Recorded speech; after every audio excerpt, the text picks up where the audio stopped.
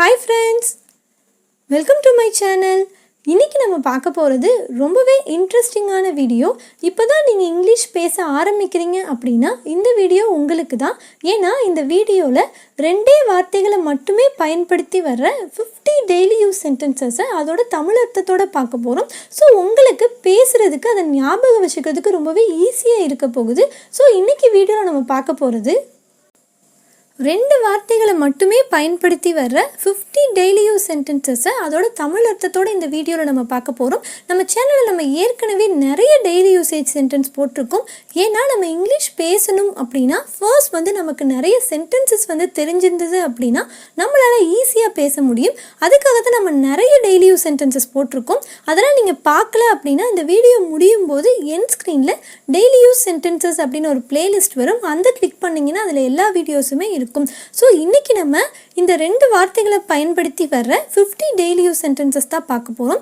அதோட தமிழ் அர்த்தத்தோடு நம்ம பார்க்குறதுனால உங்களுக்கு எந்த இடத்துல இதை பேசலாம் அப்படின்னு தெரிஞ்சிடும். இனிமேல் நீங்கள் பேசும்போது உங்கள் ஃப்ரெண்ட்ஸ் கிட்டையும் சரி யார்கிட்ட பேசுகிறதா இருந்தாலும் இந்த சென்டென்ஸை பயன்படுத்தி பேசி பாருங்கள். இது நீங்கள் பேசுகிறதுக்கும் ரொம்பவே ஈஸியாக தான் இருக்கும். உங்களுக்கு ஞாபகம் வச்சுக்கிறதுக்கும் ரொம்பவே ஈஸியாக தான் இருக்கும். ஸோ அப்படி நீங்கள் பேசி ப்ராக்டிஸ் பண்ணால் மட்டும்தான் உங்களால் இங்கிலீஷில் ஃப்ளூயண்ட்டாக பேச முடியும். ஸோ வீடியோவை ஸ்கிப் பண்ணாமல் ஃபுல்லாக பாருங்கள்.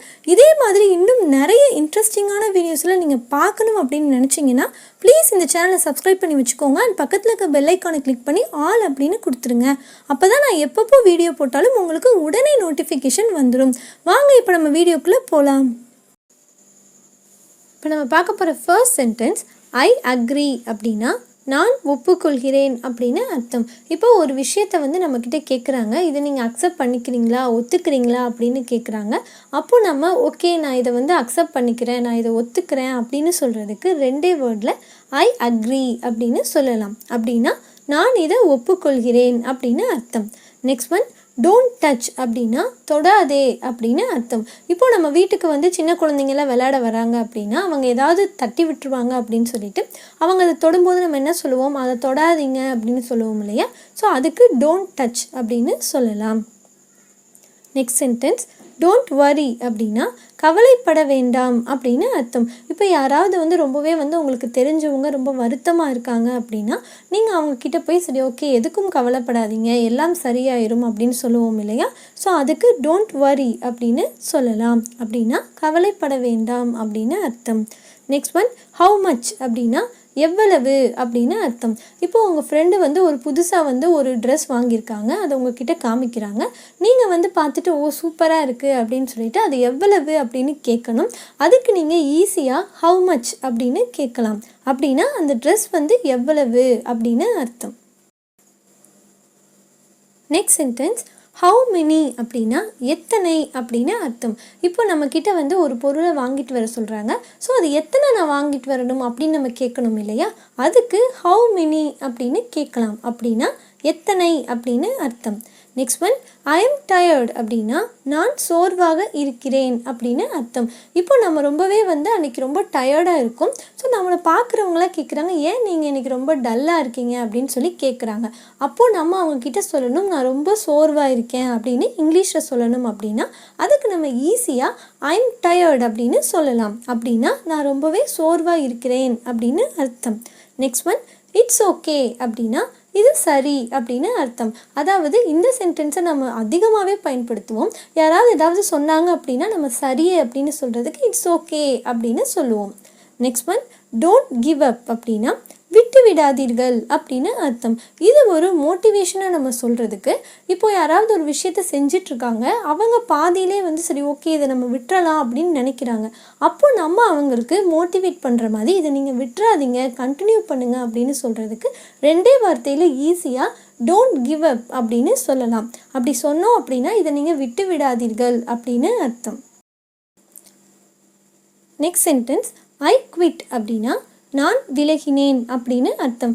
இது எந்த விஷயமா வேணால் இருக்கலாம். எதில் இருந்துனாலும் நம்ம அதிலேருந்து விலகிட்டோம் அப்படின்னா அதை சொல்கிறதுக்கு ஐ குவிட் அப்படின்னு சொல்லலாம். இப்போ நார்மலாக நம்ம ஒரு கேம்லேருந்து விலகினாலும் சரி, நம்ம ஒரு வேலையவே விட்டுட்டோம் அப்படின்னாலும் சரி, எதை சொல்கிறதா இருந்தாலும் 2 வார்த்தையில் ஐ குவிட் அப்படின்னு சொன்னோம் அப்படின்னா நான் அதுலேருந்து வெளியே வந்துட்டேன், விலகிட்டேன் அப்படின்னு அர்த்தம்.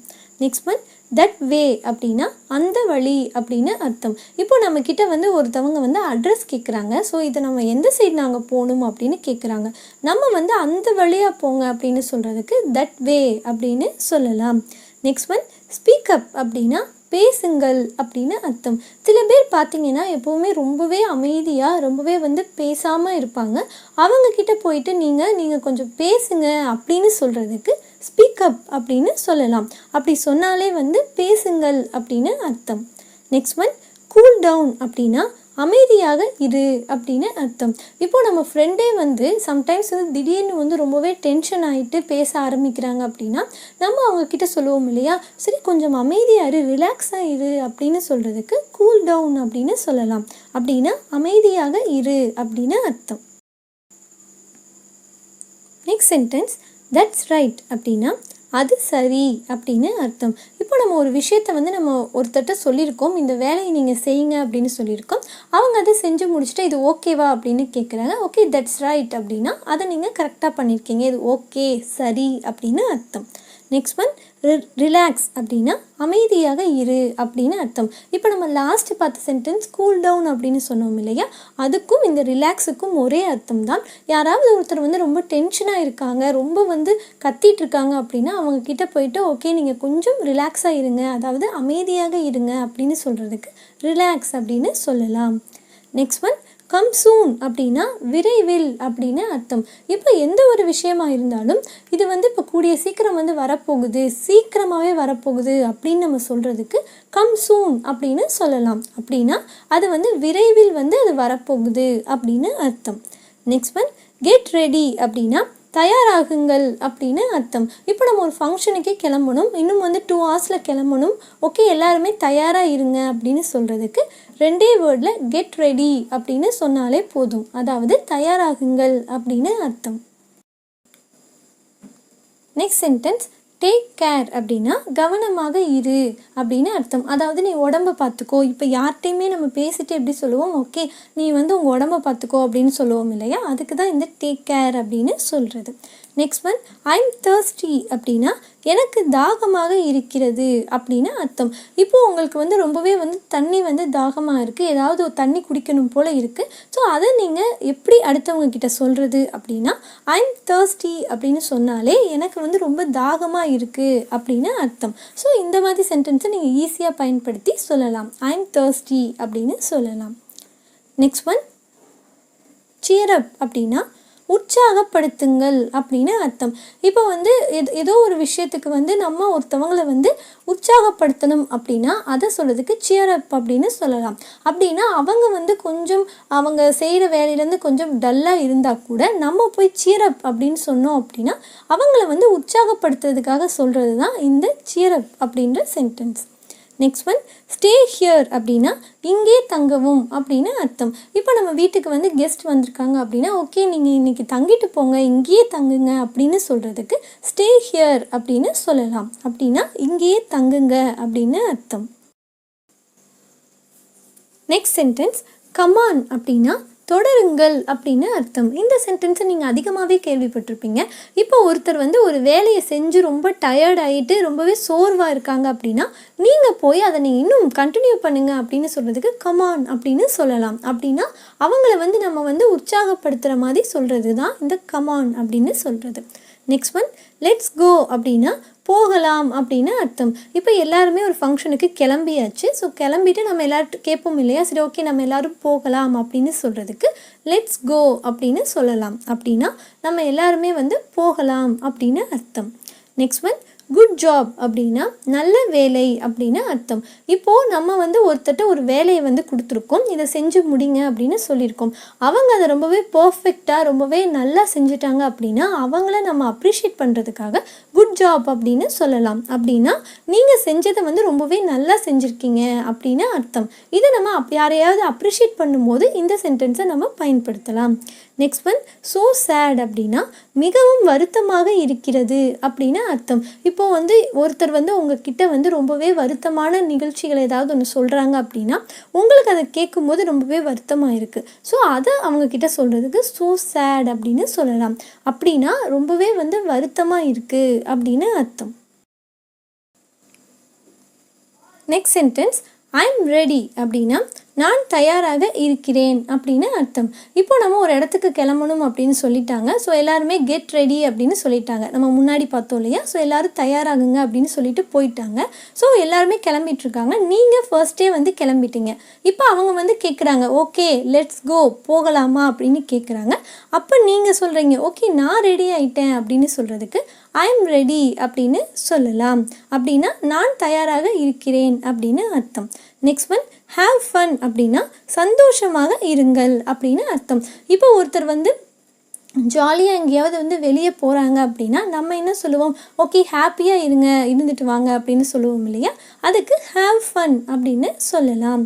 நெக்ஸ்ட் ஒன் மீ டூ அப்படின்னா நானும் அப்படின்னு அர்த்தம்.